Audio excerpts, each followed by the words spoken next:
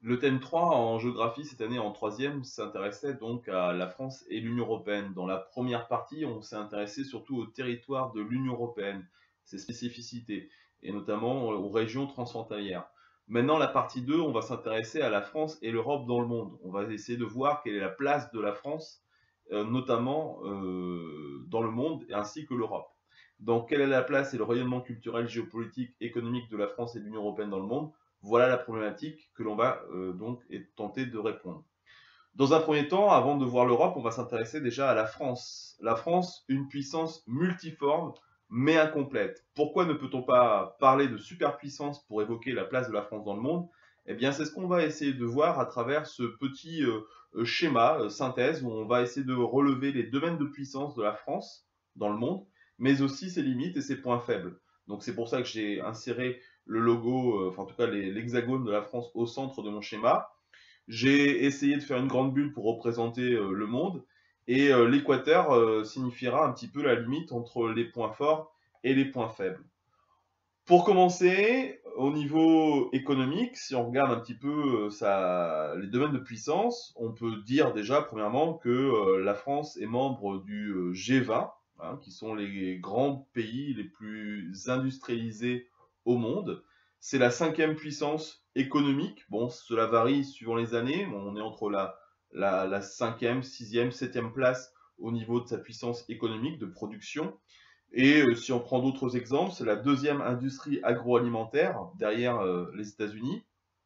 Et un point fort quand même, qui représente 10% de l'emploi en France, c'est la première destination touristique au monde. C'est-à-dire que la France est le pays qui reçoit le plus de touristes en une année dans le monde, ce qui évidemment a des conséquences économiques très importantes pour la France. En ce qui concerne les points faibles en économie, on peut parler quand même d'une concurrence économique étrangère de plus en plus forte, notamment des pays émergents tels que la Chine par exemple, l'Inde ou le Brésil. On a assisté quand même de plus en plus, depuis les années 1980, de fortes délocalisations industrielles du tissu industriel français vers ces pays émergents, puisque le coût de fabrication, la main-d'œuvre est beaucoup moins cher dans ces pays-là. Donc la France a un petit peu perdu sa puissance de production sur son sol. Et on le voit bien ici aujourd'hui avec la crise notamment du Covid, où les masques, pour lutter contre cette crise, eh ben, on n'arrive pas à les avoir, puisque tout simplement l'ensemble de la production du textile est faite aujourd'hui dans ces pays à faible coût. Eh bien la France aujourd'hui n'a pas les moyens de produire sur son sol ce genre de produit. Deuxième domaine, si on regarde maintenant le côté militaire et diplomatique, au niveau de sa puissance, on peut quand même évoquer le fait que elle est membre du Conseil de sécurité de l'ONU, la France. Hein, il n'y a que 5 pays qui donc sont dans le Conseil de sécurité. Elle a un droit de veto, hein, ça on l'a déjà vu à travers les autres cours. Elle peut s'opposer donc à une décision, notamment d'envoyer les casques bleus. Elle est membre aussi de l'OTAN, hein, l'organisation du traité de l'Atlantique Nord, c'est-à-dire de cette alliance militaire hein, qui a été créée au temps de la guerre froide et qui existe toujours. Donc elle est l'allié militaire des États-Unis. Elle dispose de l'arme atomique. Il y a à peu près 7 pays dans le monde qui l'ont. Donc c'est une véritable arme de dissuasion et qui fait qu'aujourd'hui nous sommes complètement libres de nos choix et de notre politique. Elle est aussi défenseur des droits de l'homme, en tout cas elle se réclame comme telle dans le monde, en sachant un petit peu l'histoire de la France, puisque la déclaration des droits de l'homme et du citoyen qui date de 1689 a servi de base à beaucoup d'autres pays pour essayer de protéger ces droits.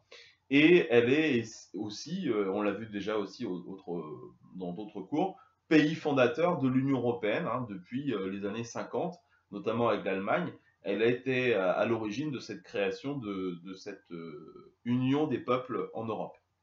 Au niveau de ses faiblesses, eh bien, au niveau diplomatique, aujourd'hui, la voix de la France est de moins en moins écoutée quand même, ou de moins en moins influente sur la scène internationale, si on compare surtout par rapport aux années 60, 70, 80, ou même avant la Seconde Guerre mondiale, où la France et l'Angleterre, par exemple, dominaient le monde, notamment grâce à leur empire colonial. Si on regarde maintenant le côté culturel, On peut parler d'un art de vivre et d'une culture qui est reconnue dans le monde entier. Notamment, on a une puissance cinématographique très importante en France, qui fait que quand même, on a une production et une culture, une langue qui est véhiculée dans le monde. On a aussi, grâce à la francophonie, on a aujourd'hui 200 millions de personnes dans le monde qui parlent le français. C'est la deuxième langue diplomatique mondiale, quand même. Par contre, si on essaie de regarder un peu les limites et les points faibles, on peut voir qu'aujourd'hui, quand même, la langue française n'est pas la première langue utilisée dans le monde, hein. On a la concurrence très forte de la langue anglaise, qui est aujourd'hui la langue utilisée dans les discussions diplomatiques. Et on a aussi l'omniprésence de la culture américaine, hein, qui est la culture dominante. On a une américanisation du monde aujourd'hui. On n'a pas cette culture française qui aujourd'hui domine le monde dans les radios, les cinémas et autres. Donc si on essaye de résumer, la France a des points forts, hein, mais ce n'est pas une superpuissance comme aux États-Unis, hein, elle n'a pas tous les domaines de puissance, mais ça reste quand même un pays qui compte dans la sphère mondiale. Après avoir vu la place de la France dans le monde, voyons maintenant la place de l'Union européenne dans le monde. Est-ce que c'est une puissance mondiale? Est-ce que l'Union européenne est plus qu'une puissance commerciale et économique? Eh bien, c'est ce qu'on va essayer de voir et on va déjà commencer par regarder une petite vidéo.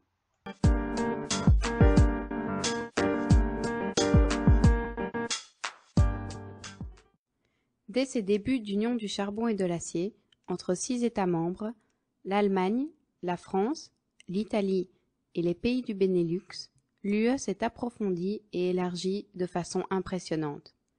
Aujourd'hui, l'UE a effacé les frontières entre les États membres, créé un marché commun, une monnaie unique, l'euro, et elle a des compétences dans presque tous les domaines. En outre, elle compte désormais 27 États membres, 10 d'entre eux sont d'anciens pays du bloc de l'Est. Cette évolution signifie une Union européenne de plus en plus importante. Avec ses 500 millions de citoyens, l'UE ne se fait devancer que par la Chine et l'Inde. En termes économiques, l'UE est la première puissance mondiale. La valeur totale des biens et services produits en Union européenne est plus importante que celle aux États-Unis et en Russie ensemble. L'UE ne compte que 7% de la population mondiale, mais ses échanges commerciaux avec le reste du monde représentent environ 20% du volume total des importations et des exportations. Elle est donc aussi de loin la première puissance commerciale.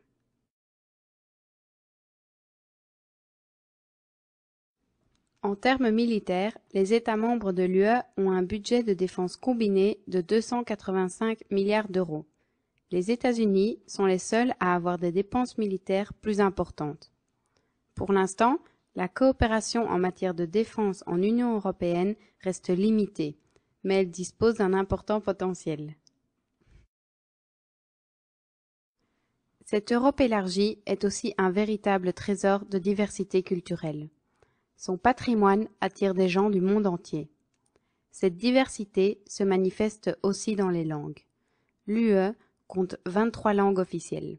C'est beaucoup de travail pour les interprètes.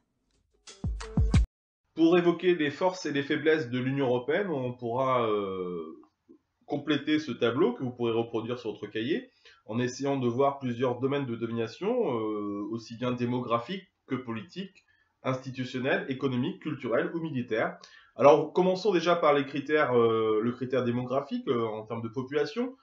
Au niveau de ses forces, eh bien, on peut quand même dire que l'Union européenne, c'est un grand foyer de peuplement, puisque ce continent, on a 500 millions d'habitants, ce qui est quand même relativement assez important, bien plus élevé que par exemple les États-Unis.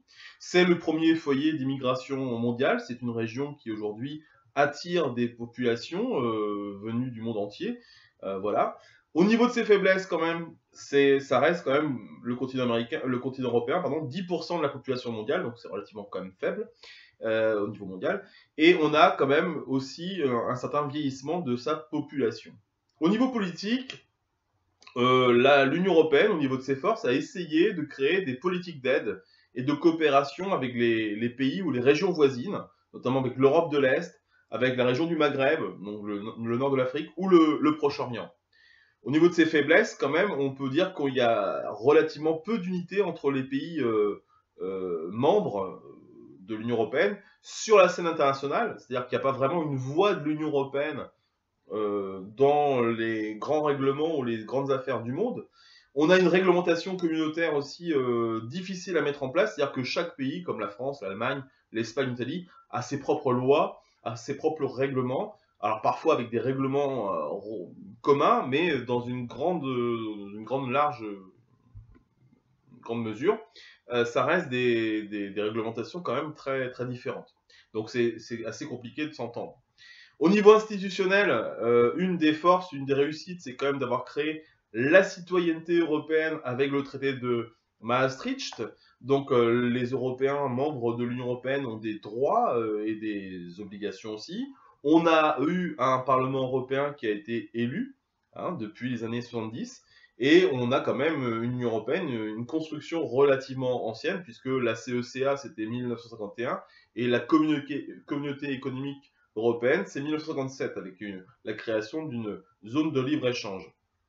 Au niveau des faiblesses, quand même, on peut parler d'institutions compliquées, relativement compliquées. On n'a pas vraiment un poids fort au niveau de l'exécutif, celui qui va mettre en œuvre les décisions qui sont votées par le Parlement. On a une présidence tournante, tous les 6 mois, on a un nouveau président de l'Union européenne, suivant les pays. Donc ça veut dire que si aujourd'hui on est 27, eh bien la France sera président de l'Union européenne dans 14 ans. Voilà, ce qui est relativement assez néfaste.